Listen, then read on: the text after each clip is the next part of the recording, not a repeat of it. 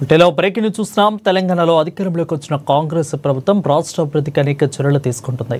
దీనిలో భాగంగా రాష్ట్రంలో విమానాశ్రయాలు పెంచేందుకు కసరత్తు చేస్తుంది.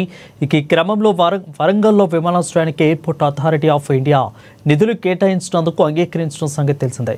ఈ క్రమంలో తెలంగాణలో మరో విమానాశ్రయం ఏర్పాటుకు ఎయిర్ ఫోర్స్ ఆమోదం తెలిపింది.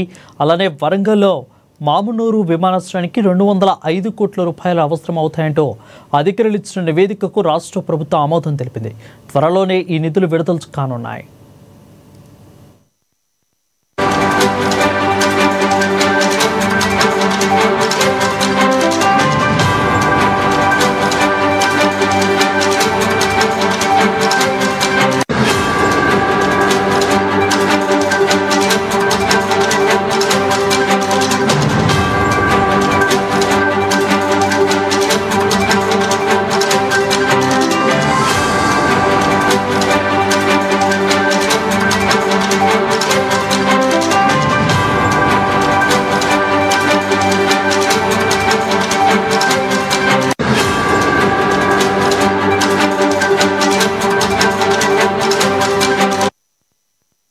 ఇక తెలంగాణలో అధికారంలోకి వచ్చిన కాంగ్రెస్ ప్రభుత్వం రాష్ట్ర అభివృద్ధికి అనేక చర్యలు తీసుకుంటుంది.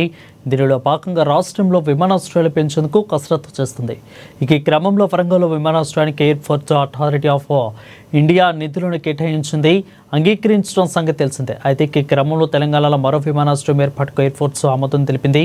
అలానే వరంగల్లో మామునూరు విమానాశ్రయానికి 205 కోట్ల రూపాయలను అవసరమవుతాయంటూ అధికారులు ఇచ్చిన నివేదికకు రాష్ట్ర ప్రభుత్వం ఆమోదం తెలిపింది.